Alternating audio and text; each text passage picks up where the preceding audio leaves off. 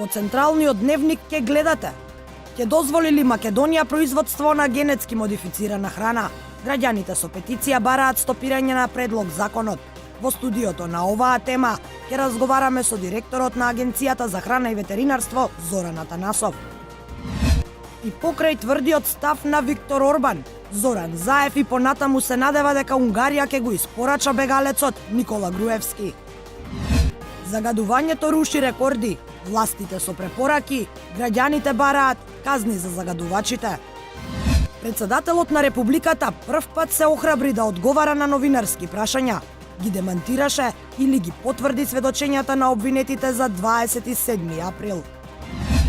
Непрописно претекнување однесе 2 животи на патот кон Битола, со Ауди директно во цистерна. Дневникот е во 20 часот.